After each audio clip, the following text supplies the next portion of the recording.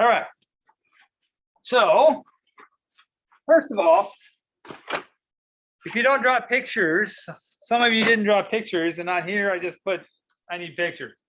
The test you get wrong. Okay. Even if you get the right answer, if you don't show me a picture, this is wrong. Because part of it is the picture shows that you understand what's happening, right? It's kind of a spatial thing. You got to get that down. It's not just memorizing what numbers to put where, it's figuring out what's happening. Okay. Couple things that are key. We're going to do some of these altitude ones because that's what the homework was.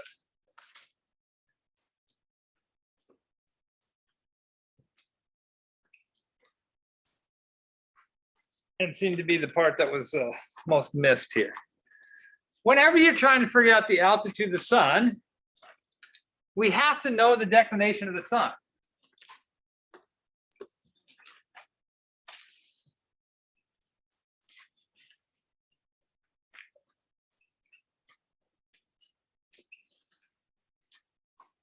Where do we get the declination of the sun from if it's a specific date?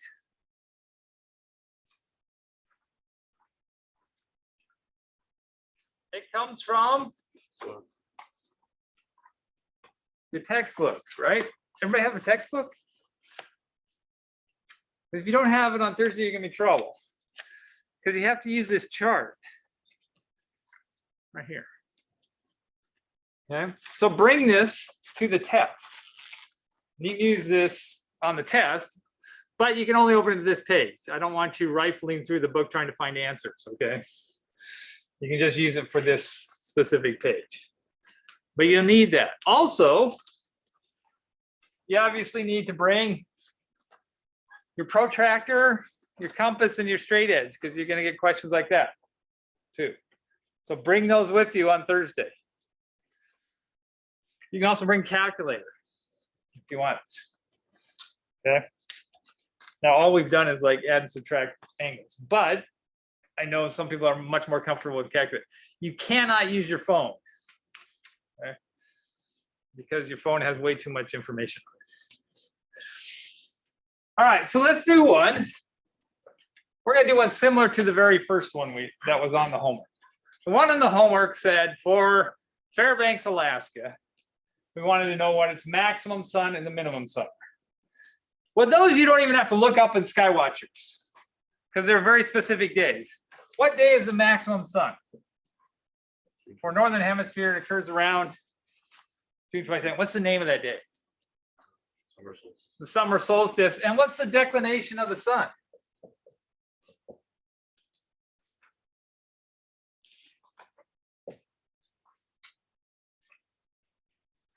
It's the tilt of the Earth. What's the tilt of the Earth?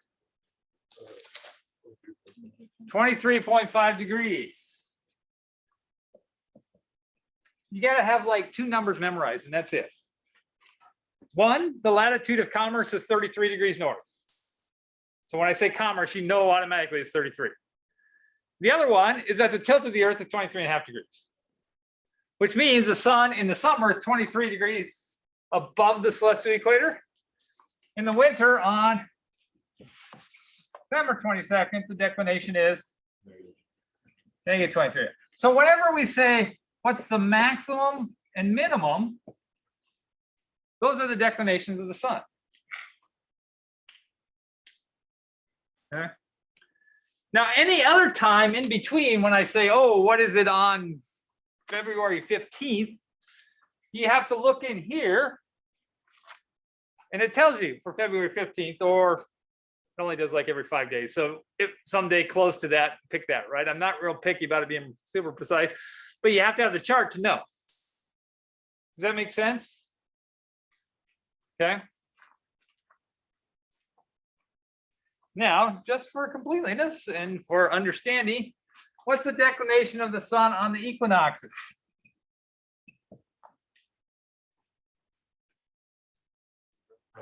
Zero. In fact, that is the definition of an equinox, is when the sun crosses the celestial equator. Okay, and remember that is March 22nd and September 22nd. those are the main dates of the calendar. Those are essentially the most important days for astronomy because those are when those events happen every year. Okay, so let's do the altitude of the sun, and we want to find the max and the min. And let's do it from latitude, I don't know, 50 degrees north.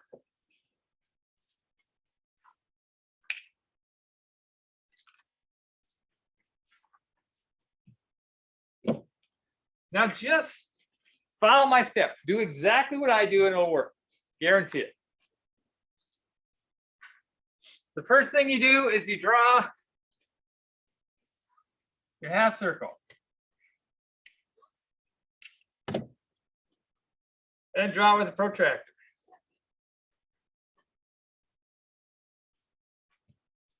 Make sure you label it too. I saw some people that drew pictures, but if you don't put the north and the south and the north celestial pole, celestial equator, and there's just lines, I don't know what those mean. Okay. Now every time we're given a latitude, what does that tell us? What does that mean on the Herb diagram? North celestial pole is where? 50 degrees above the, yeah, or we would say it has an altitude. We have to know all these names or it doesn't make any sense, right? Altitude is your angle measured from the horizon, from the ground. So it has an altitude of 50 degrees. So we're going to go up 50 degrees.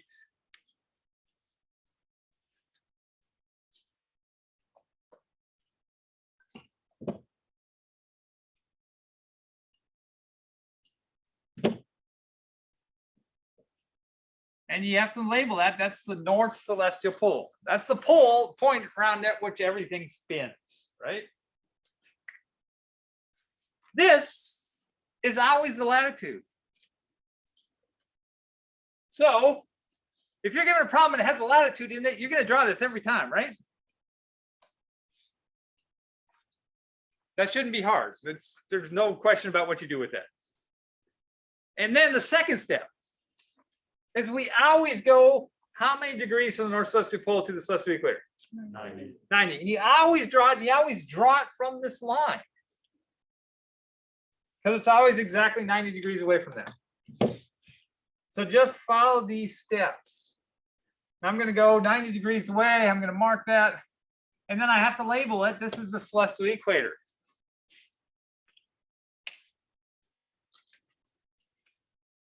Draw that line.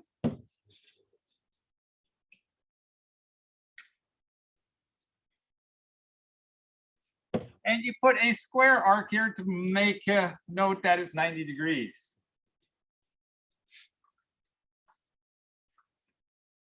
All right, we haven't done anything to solve yet. All we've done is said, okay, if I know the latitude, I can get this far, right? And I can also figure out what the altitude of the celestial equator is. That angle right there. What is that? 40 degrees. Yeah, it's always going to be, this is 180, right? It's half a circle. So you just take 180 minus 90 minus 50. Or in this case, it's going to be equal to 40 degrees. Okay. Then we have to put in the sun. So just do these steps, right? First step, you put the latitude. Second step, you put the celestial equator 90 degrees away. Third step, you figure out exactly how the altitude of the celestial equator. Then we have to put the sun depending on what day it is or what the question asks. In this case, I asked for both the max and the min. So for the maximum, the sun is at a declination of. So where's that going here?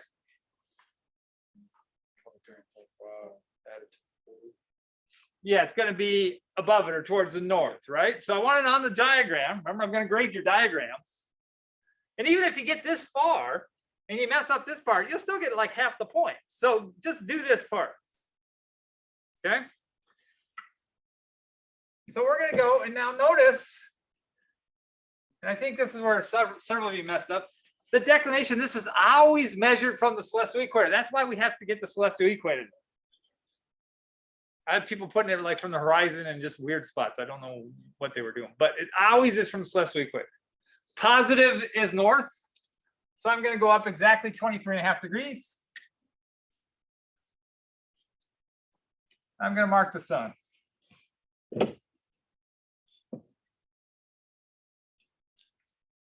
This is the sun at the summer solstice, which means that angle is 23.5 degrees. Everybody with me? I know it seems so easy when I'm up here doing it, and then you go by yourself and you're like, what did he do? Okay. So I'm trying to record this. You can see it doesn't show up very well, but I will put this on D2L so you can look at it and study if you're lost still before, just get it figured out before Thursday. Okay. Now, remember, I want the altitude of the sun. Altitude is always measured from here. So I need this angle, this whole angle there. That's the altitude of the sun. It's from the ground up to where the sun is. In this case, you're just going to add them. So at max, the altitude is 40 plus 23.5 or 63.5 degrees.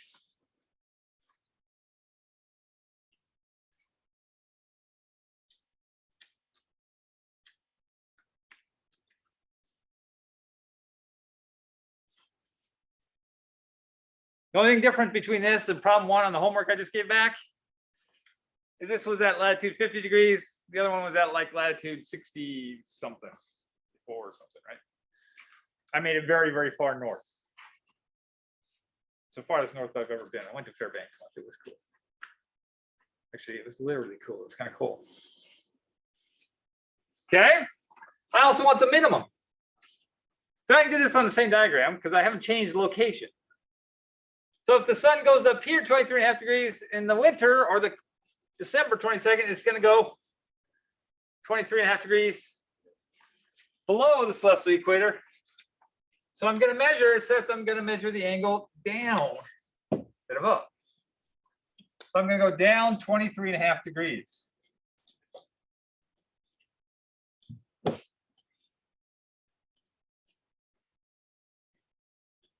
And this is the sun on the winter solstice.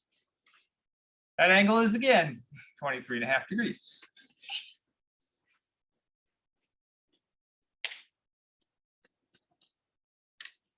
So I want the altitude.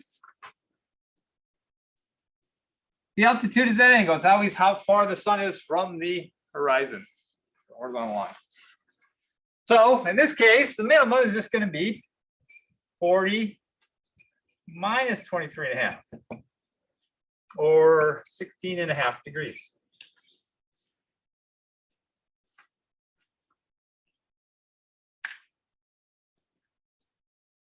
Questions?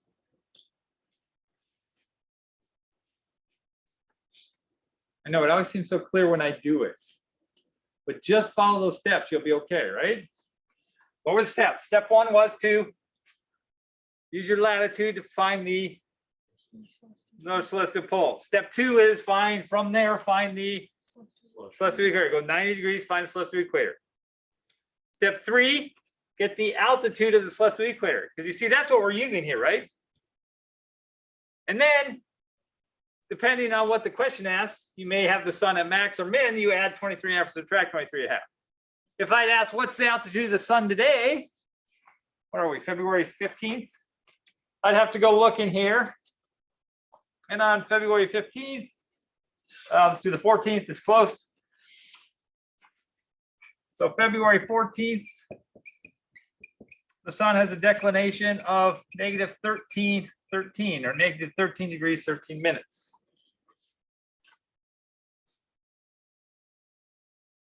Okay. What do I do? Well, first I have to convert this to degrees, right? What do I do with that 13 minutes? Divide by 60.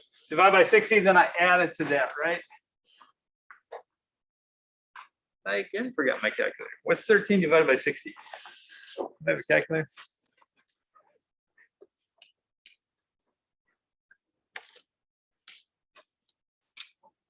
It's going to be like 0.2 or something like that. 0.216.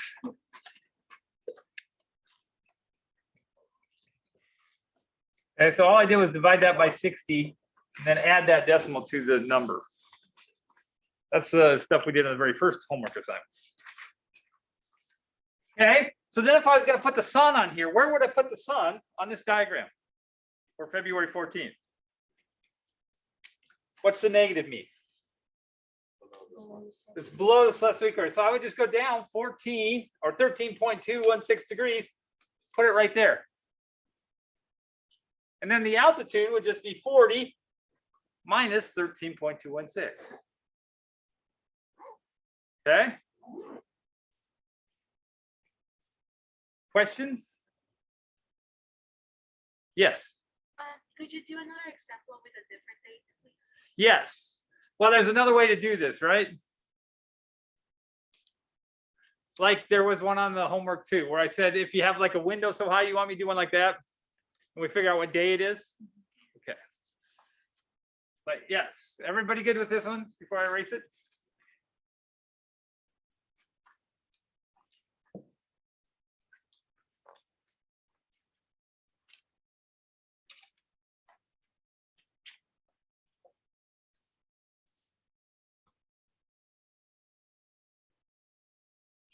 So yeah, I also have one that was slightly different, but it's similar. Let's say you have a window at 37 degrees and you live at latitude, I don't know, 46 degrees north. On what days of the year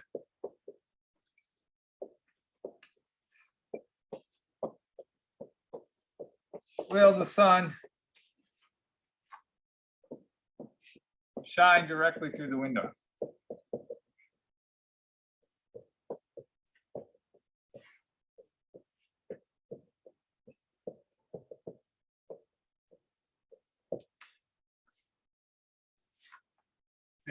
Not very good grammar, but you get the idea.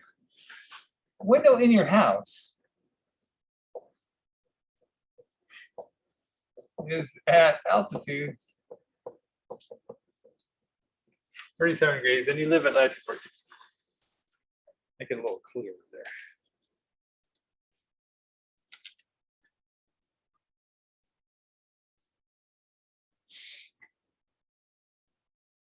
What are we gonna do? Draw a diagram. Yeah, see, he's gonna do well in tests. First thing you always do, draw a picture.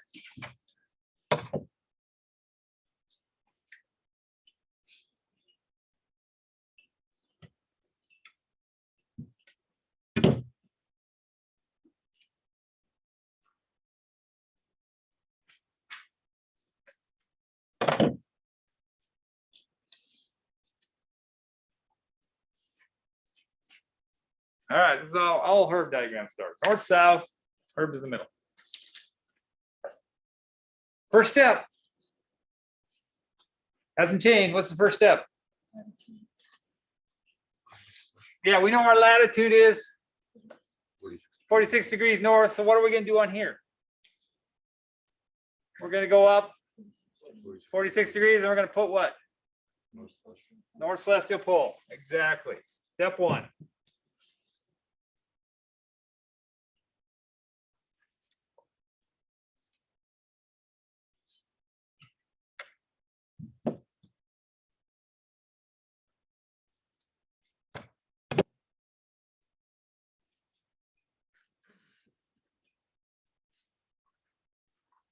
Okay, so we got it. Step one. We just took the latitude and we put that in. And remember, I always assume you're in the northern hemisphere. All right.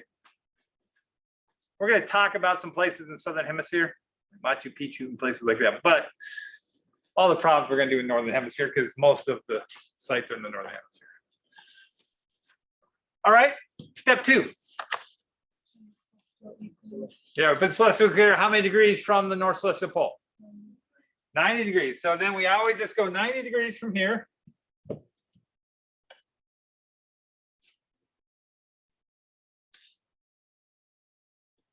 put the celestial equator, draw that line.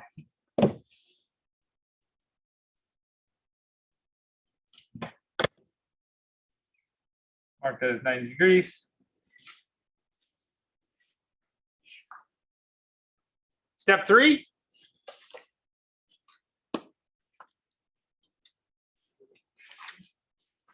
Step 3 is to get the altitude of the celestial equator. How are we going to get that?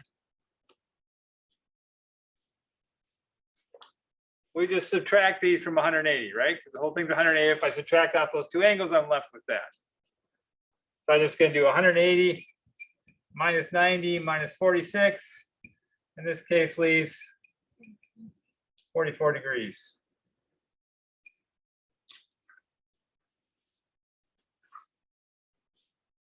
So far, so good. We haven't done anything different than what we did in the last problem.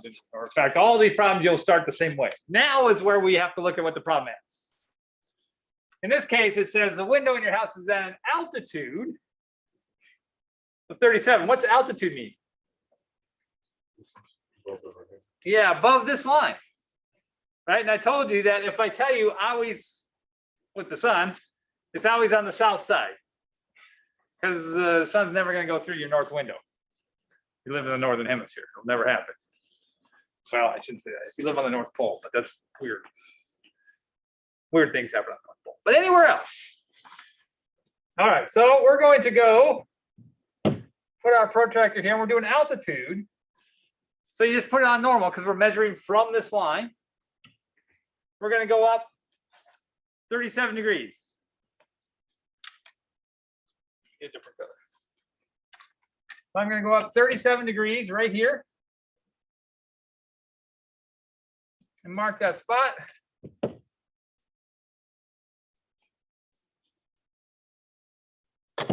This is the window.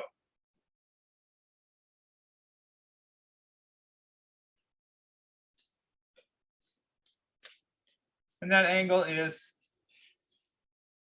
37 degrees.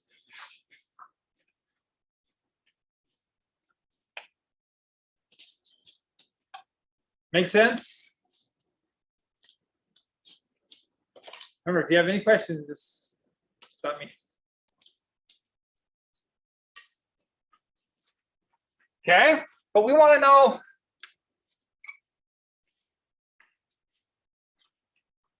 what days of the year the sun will shine through that window. So what we want to know is what days of the year the sun is right here. Right? The sun has to be shining through the window. But on our chart, it tells us the declination. Where's declination measured from? From the celestial equator. Always from the celestial equator. Just memorize that. It's always from that. So what I need is I need this little angle right here.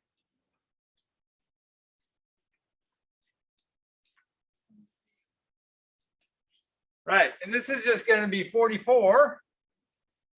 Right? Because it's that altitude minus that one. Whatever's left over has to be that little part. So it's just 44 minus 37 or 7 degrees. Now I got to be really careful here. Is the sun below or above the celestial equator? Below. So the declination is actually negative. So the declination of the sun is negative 7 degrees. Whenever the sun's there, it's going to shine through the window. And so to figure out what days of the year that is, I looked in my chart. And it's going to be around like May 2nd. And it always happens twice. About October 12th.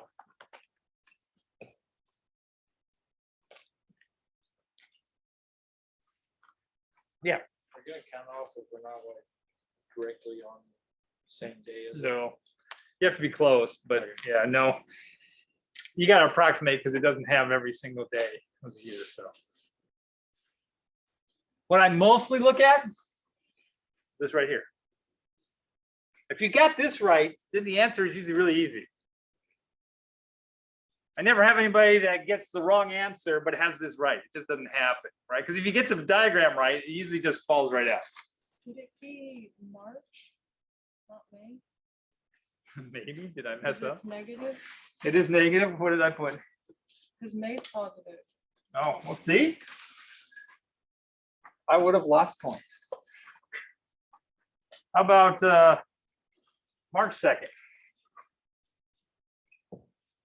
Thank you. Yeah, make sure you look closely.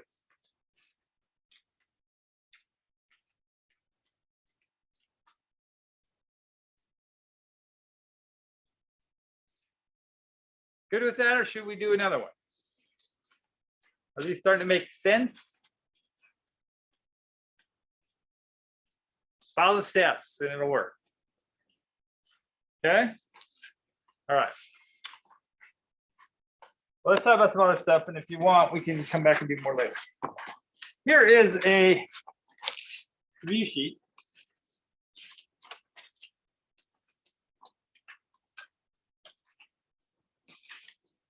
That has the topics and the things I expect you to know for this test.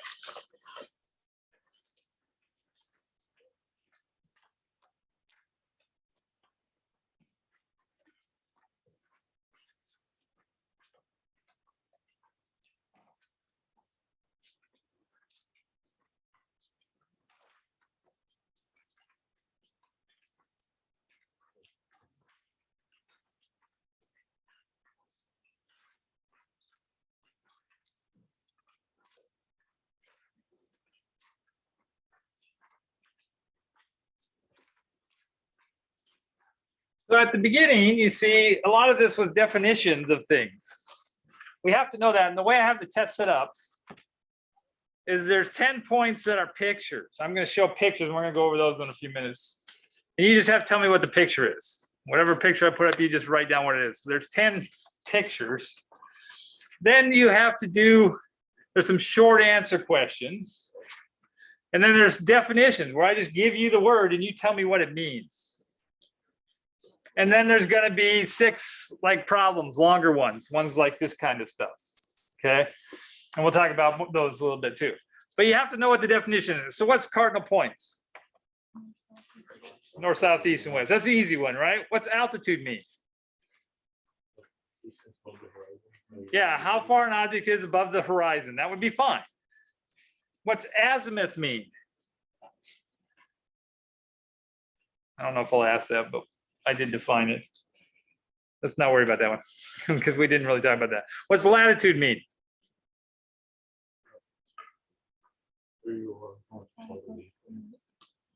How far you are from where? The equator. So this is how far north or south you are of the equator is your latitude. What is longitude? Yeah, how far east or west of the prime meridian? Good. What's the prime meridian? It's an imaginary line that runs north and south through Greenwich, England, Okay, and it's where we measure, east and west. yeah, longitude from. Good, yes. What is the meridian? Don't get these confused. They have the same word in it, but they're many different, very different things. An imaginary line running north to south through the zenith. Yes, that's that circle right there is our meridian. Right, it's your imaginary line from north to south and goes through your zenith. Good. What's your zenith? Yeah, point straight above your head, 90 degrees altitude. What's the nadir? You probably don't have to know this. Nadir is actually exactly opposite the zenith. It's straight down. All right, then we talked about angles and compasses. We talked about what an arc minute is and what an arc second is. An arc minute is how much of a degree? 1/60th. An arc second is how much of an arc minute? 1/60th. So how many arc seconds in a degree? Oh, how about 3,600, right? 60 times 60. Look back at your first homework, because your first homework, you did a problem like that. What was half a degree or something like that, if I remember right. All right, and we talked about converting degrees to degrees, minutes, seconds, and vice versa. One going one way and going the other way. Make sure you can do that. If you want me to do example, I will. Want me to do example? All right, let's do a quick review one.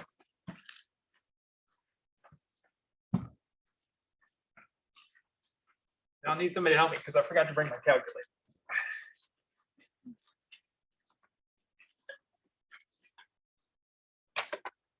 So if I have this 18 degrees, 27 minutes, 32 arc seconds, how do I convert that into degrees? You start with the smallest one, which is arc seconds, and you divide that by 60. So I'm going to take 32, I'm going to divide it by 60. What do I get? 0.5 something. What? 0.533. Okay, 0.533. What do I do with that 0.533? Add it to the 27. Yeah, I add it to the next bigger one, right? I add it because this is how much, this is the fraction of an arc minute. So I'm going to add that to that. So this is going to be 27.533. Now I'm going to divide that by 60. And yeah, we should get 0.4589. what? 0.459. 0.459. Yeah, I want more than that. 0.459. Oh, so 888. 0.45888. Okay. Notice this is like, if this was a decimal, you need to keep at least 4 decimal places. Don't round it off before that, okay? Because this is very accurate, and so your decimal should be very accurate too. So don't round it off. Okay, and then what do we do with that? Added to that, so my answer is 18.45883 degrees.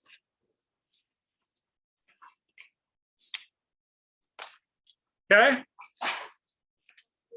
So it's easy steps. You take this number, start with the smallest, divide by 60, take that, add it to 27, divide that by 60, and then add that, and you're there. Okay, let's do the other way. What if I have this? 21.4798 degrees, and I want it in degrees, minutes, seconds. What do I do? Multiply that the decimal by 60. Yeah, so I already know how many degrees. It's 21 degrees, right? So we got 21 degrees. So I'm going to take the 21 off, and so I'm going to take just the decimal part, 0.4798, and multiply that by 60. So I'm just doing exactly the opposite. And I'm also starting here. I started with smallest and going to biggest. Here I'm starting with biggest and going to smallest. So I just take 0.4798 times 60. Should be about 30. 28.788. Yeah, 28.788. Okay. So I have 21 degrees, and then the whole number part of this is 28 minutes. Now I just need seconds. So I take that off and I keep the 0.788. And again, I multiply by 60. And I should get about 49 or something. 47.28. 47.28. Okay. And that's how many arc seconds. Okay. And remember, 1 slash is arc minutes, 2 slashes is arc seconds.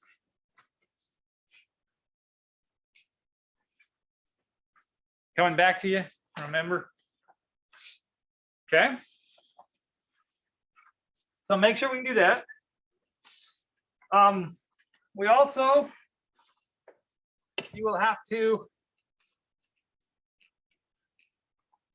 use your compass. Should we do a quick refresher on how to use your compass? You have an angle, bisect an angle.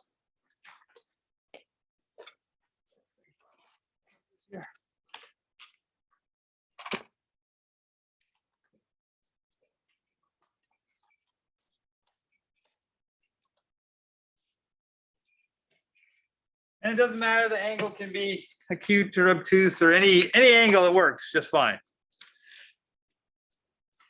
And you remember, we did this just Thursday when we were doing it outside. We didn't have a compass, but we used a meter stick. It's the same principle, right? The compass is just to make sure that you're using the same exact distance.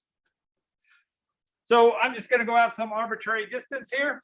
You put your vertex point at the vertex.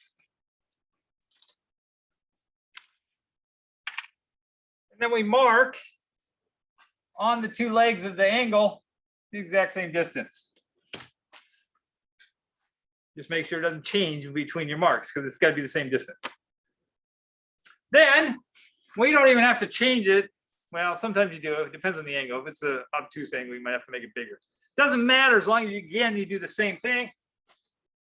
You go to each of these, you make an arc.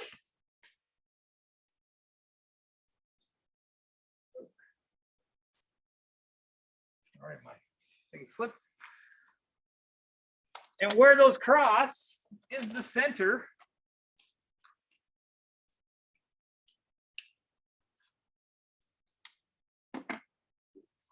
of the angle. So if I draw that line,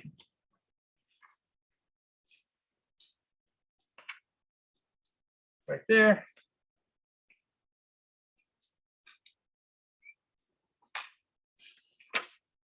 I have now bisected the angle. Remember, bisect just means split it into two equal ones.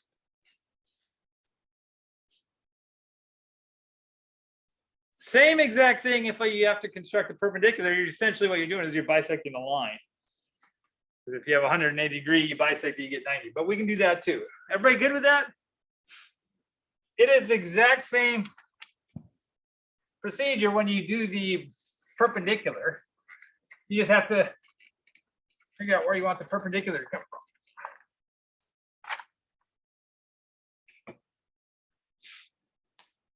So if I have a line and I want a perpendicular from a point, let's do that point right there. I'm doing the same thing. I'm measuring an equal distance. It's just my angle is exactly flat, but it's still just an angle. So I'm going to measure an equal distance on both sides. Make sure my compass doesn't switch. There it is there. There it is there. This is not behaving very well right now. But once I got those two positions, now here you do have to make your thing bigger. So you just have to open your compass up, make it bigger. If you don't make it bigger, you'll only go to this point. You want it to cross up here, right? So you got to have it big enough so that it crosses up there. And then I go, don't change the compass, do it on the other side. Boom, right there. Now you could do it below too, it wouldn't matter. Should work either way, or you could just do one, either way. If you did good measurements, it won't matter. And the same thing. This should be a 90-degree angle.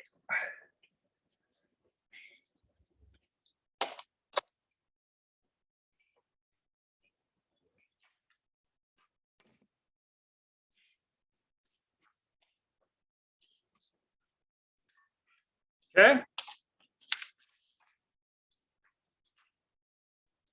Questions? Okay. All right. Then we talked about the cardinal points and how to determine north by bisecting the angle between sunrise and sunset, or by bisecting the angle between equal shadow lengths, which is what we did outside. Right? We bisected that, got us a north-south line. You can go by finding the shortest shadow, but as you could tell last week when you're measuring the shadow, it's hard to tell exactly when the shadow, right? That was the hardest part of saying, okay, because the shadow is not nice and crisp. It's kind of fuzzy, so you're kind of guessing. We talked about using a compass, the difference between magnetic north and true north, and how that all the sites that we study, not one of them used a compass because compasses weren't invented till the Middle Ages, or weren't in any use until the Middle Ages, especially in Europe. So yeah, in the places we look at are much older than that. We talked about finding north by using the stars. If you have a nice pole star like Polaris, get you close. But most of the time there's not a pole star. We talked about precession, how the pole changes position. Remember, precession is the rotation versus axis of rotation.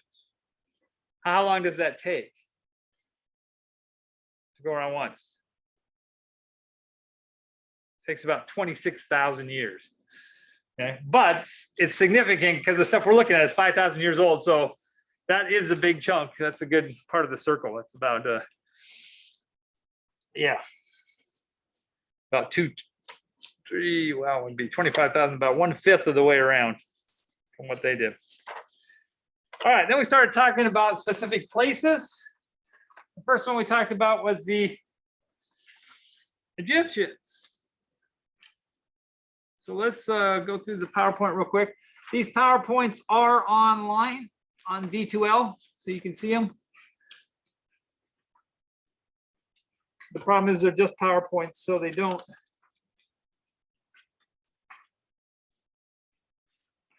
have any words or anything, but you can see the PowerPoints. One thing we know about the pyramids, which side of the Nile are they on? West side. East or the west? West. Why? The west was the side of the dead. Yeah, west represents death. Right, good. And what's a mastaba? Yeah, it's the underground burial chamber. This is where they put all the pharaohs for thousands of years until they started to build pyramids. And it wasn't even until they had built pyramids for a while. It wasn't until we got to Khufu. Khufu was the first one to actually build a chamber up in the pyramid. All the other ones, even though they built the pyramid, you see here, they still bury them down here underground. All right. Then we went in chronological order. We talked about the step pyramid as being the first pyramid. And then from there, we went to the bent pyramid, where they got halfway up and changed the angle. And then we got still the bent pyramid. So if I put this picture up there without the bent pyramid, could you say bent pyramid? You better be able to, right? Shouldn't be hard. This is the red pyramid, which came after that. And then this is a better one. This is a picture I took when I was in Egypt. Ooh, you can't see it very well up there. But you see right here, this is the bent pyramid. This is the red pyramid. We're at the step pyramid. So you can actually see these pyramids lined up along that. And way in the distance, you can actually even see the pyramids of Giza. Way down there. Oh, you can barely see them. Now, the problem is Cairo has a big problem with like pollution and haze. And so that's why you can't see these very well. But these are the pyramids of Giza. It's about 30, 40 miles away. But you can see them, but just barely through the haze. They have a big problem with pollution because of the way the air flows and everything, and the millions of people in all their cars, that it just kind of gets this hazy, and it's like hazy like this all the time, unfortunately. But you see these pyramids? These don't even have names. There's pyramids all over. They just haven't done many of them. Yeah. So did you say the pyramids were 40 miles away? Here's what I found. Oh, thank you, Siri. From the step pyramid. Oh, okay. So we were visiting the step pyramid, but I could look back and I could actually see the pyramids of Giza. You can see that in that first one it showed them. They're all along the west side of the Nile, but it's all desert, so you can see a long ways if it wasn't for all the haze. So is this picture from the step pyramid? Yeah, it's from the step pyramid looking back. Oh wow! So they were that big, 40 miles away. Yeah. Wow.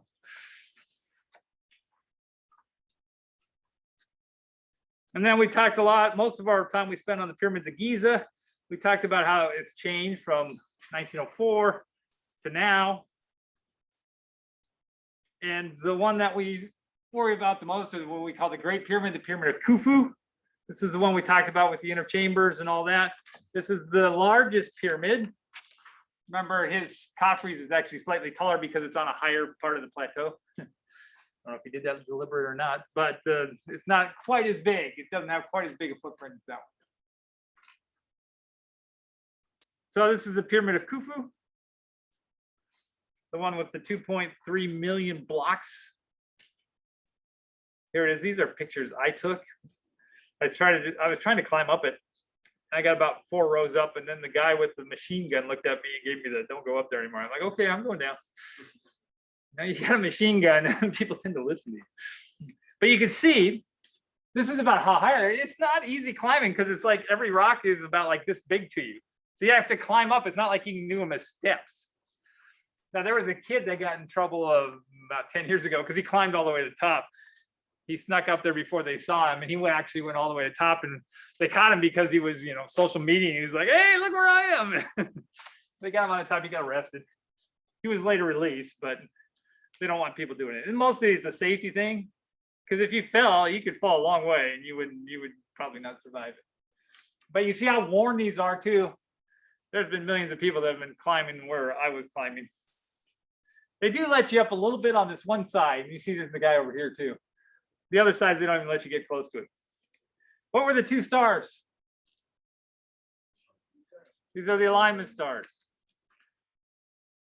We talked about how we know the alignment stars match. Kochab is this one. This is Mizar here. This is in the Big Dipper, and this is in the Little Dipper. Good. And I explained how this shows that this was correct and that these two are actually on that line too. If you flip it over, they're just a mirror image. Okay. Then we talked about the chambers, the Queen's chamber, the King's chamber. Which direction do you come in? What side of the pyramid is the entrance on? Which side? Try again. The north side. To the dead, the north is the most important direction. Why? It points towards the circumpolar stars. Remember what circumpolar means? Another word you need to know. It means they never set. And to the Egyptians, those were the imperishables. Those were the most important stars because everything spins around them. And that's where the pharaohs want to go. So yeah, this entrance is on the north side here.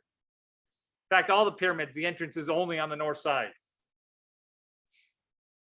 All right, and we talked about these different places here, the Queen's chamber, the King's chamber. There's these air shafts, which is a misnomer because we know they weren't for air. They're just shafts that they made. And when they point, and remember these, we have two up here. They don't show there's two coming out of the Queen's chamber too. What stars do those point to? This one points to Thuban. Right here out of the King's chamber. It's on the edge here. It actually goes into the King's chamber, but you can't see it behind you. Yes, Thuban. What was Thuban? That was their North Star 5,000 years ago. Good. What's the one on this side go to? Is it Orion? Orion. Yeah, Orion, but they didn't call it Orion. It was Osiris, their god of afterlife, right? From the Queen's chamber, we had one going this way, which was, you just said it. It was one of the alignment stars. No, the other one. Kochab. It was the Kochab. And then coming out this side points to the brightest star in the sky. Sirius, which was Isis to the Egyptians. Very important. In fact, that was their most important star. It's also the brightest star in the sky, but it also could be used to signal when the Nile was about to flood. So yeah, that was a big deal to them. Good. All right, this is more pictures. That's the entrance. This is the grand gallery. This is where the shaft is. In the King's chamber, you can see it. Here's the King's chamber. This is when they sent the car up there and they ran into this limestone block. So they couldn't go any further. Here it is with the angles. You don't have to memorize the angles, but I do expect you to know the stars. Know which stars each of those point to. Or be able to just draw a picture and draw all that, okay? The interior of that pyramid. Good. We talked about the Sphinx. Which way does the Sphinx face?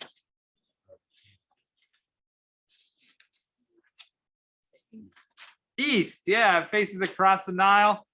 We're not sure exactly why. Some say it's to face the rising sun. Some say it's to protect the west side of the Nile where the pharaohs are all buried. We talked in detail about, yes, the Sphinx and all the history behind it and its restoration and what it looks like now. This picture I took when I was there, they're still doing work on it. And we talked about how controversial it is to do work on it at all. And this I just took, this is a picture I took too to show that these are linked. Remember, it's linked to Khafre by a tunnel, what we call a causeway. There's all kinds of theories out there where people are making up stuff like, oh, the Sphinx was there before the pyramids, or it was to do something else. No, the archaeology doesn't match that at all. The archaeology shows it as part of this temple complex, which is linked to Khafre's tomb.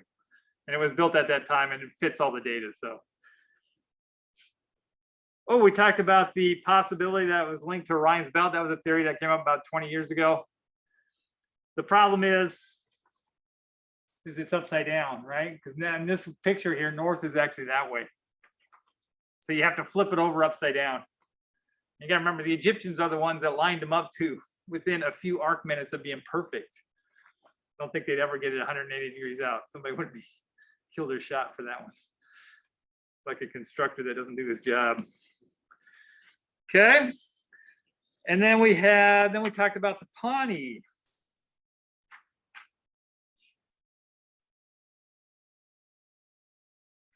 Who are the Pawnee? Yeah, Native Americans we call them nowadays. Yep. Native Americans, where do they live? What part of the United States? The Great Plains, yeah, actually right up here, north of us, right? We're down here.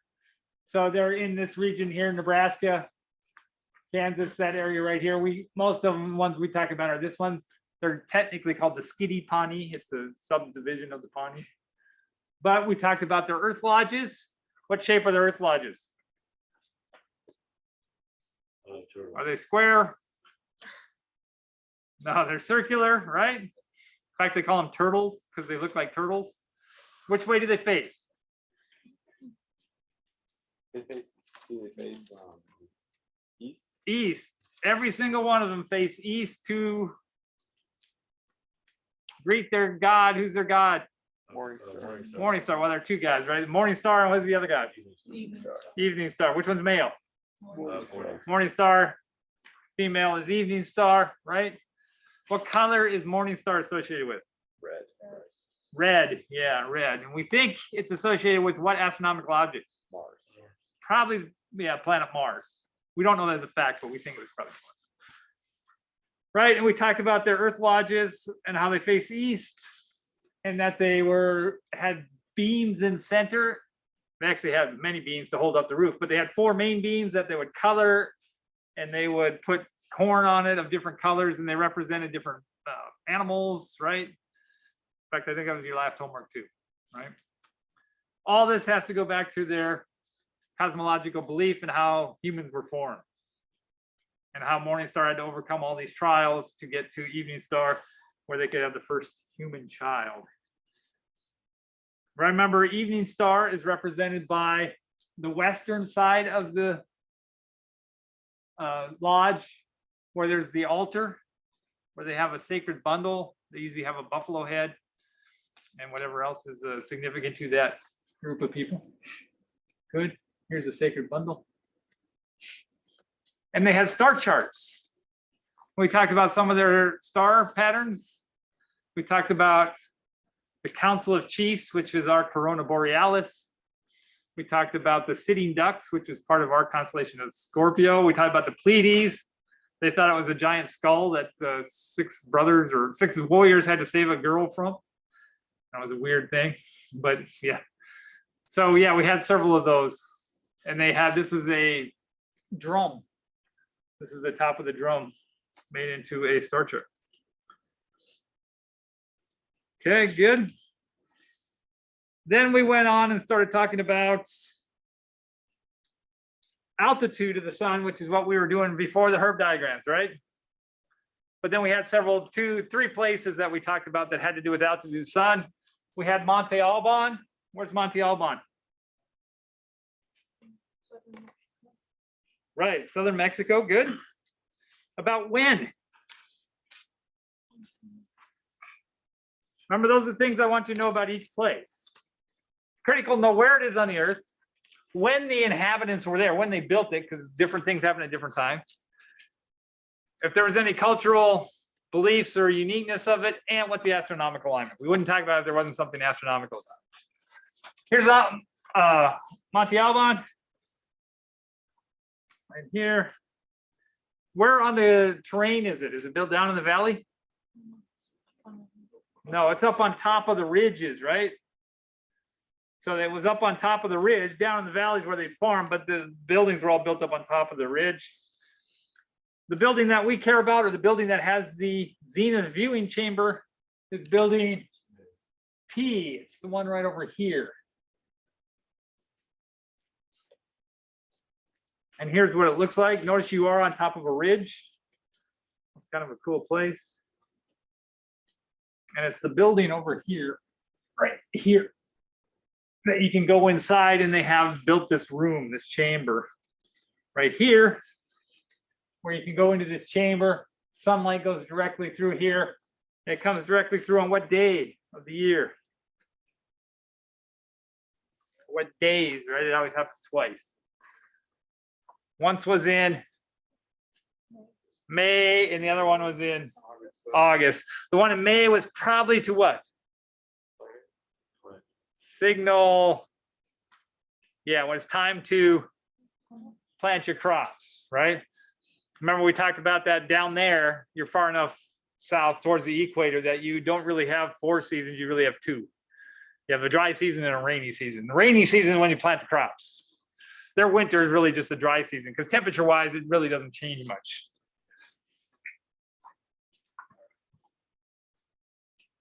And then we talked about, oh, did we talk about how old this was? Which is older, Xochicalco, which is the next one, or Monte Alban?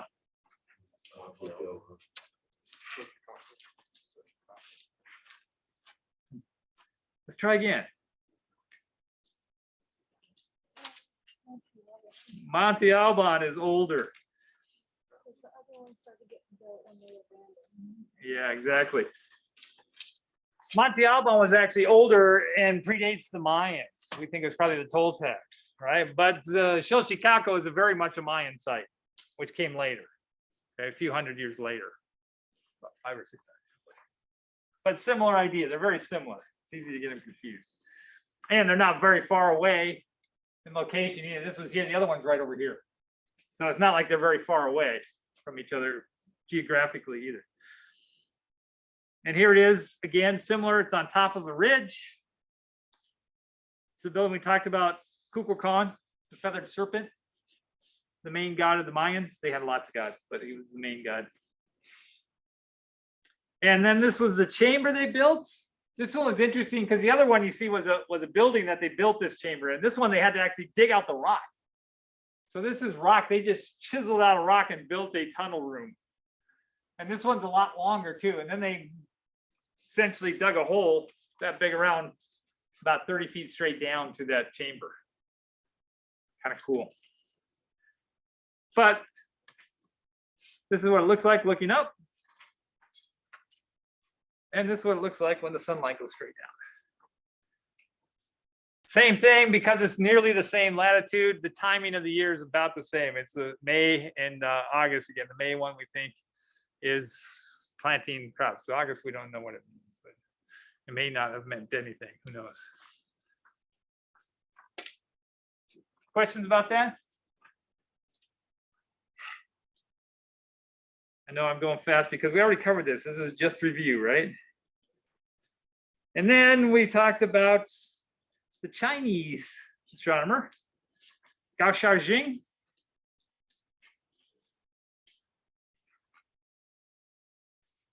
When was Gao Xiaojing around?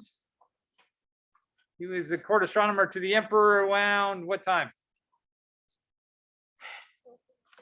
Yeah, about 1250 CE. Good, yeah. All right, so significantly later than those other ones we just looked at. And he built this tower. And what was the purpose of the tower?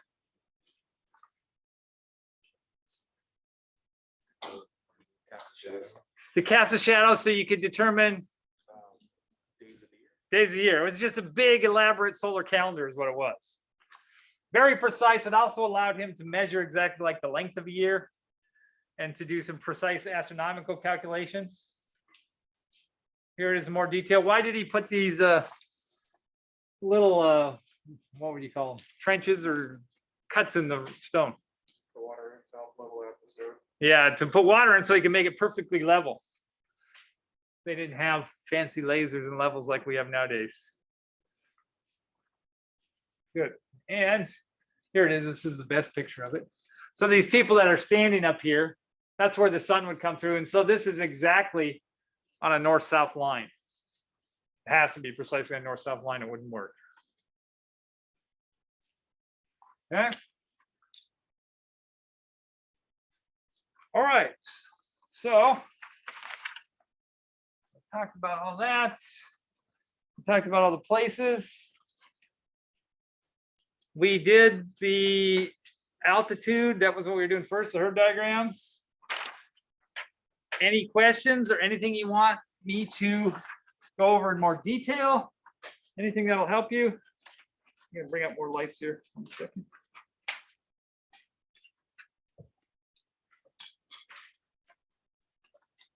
Any other questions? Anything you're like, oh, I need to see? Yes. What was the time period for Monte Alban and then the column? What was the time period? Yeah.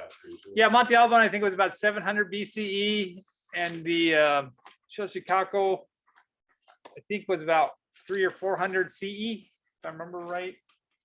Check your notes, but it's around that, okay? And I don't expect you to memorize it like in the year. Just know kind of that, right? You got to know about the time period. Know that the one is significantly older than the other. And then Gao Xiaojing was about the 1200s CE. Other questions? All right, what are you bringing to the test? Book. Your book. What else? Pencil, calculator. Pencil, calculator, compass, straight edge, protractor. Yes, I want to see nice, pretty pictures. And if you run out of room on the test, I'll give you extra paper if you want to draw more big, elaborate pictures. That's fine. I don't mind. Okay. I'll see you Thursday.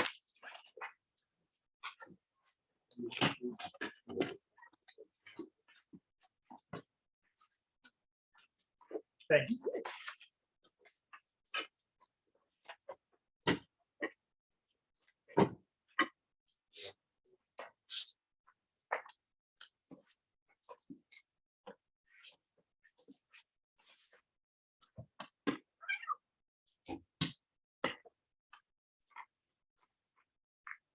Did I bring a printout of that page? Yes. Yeah, because the textbook still hasn't came in yet. Okay.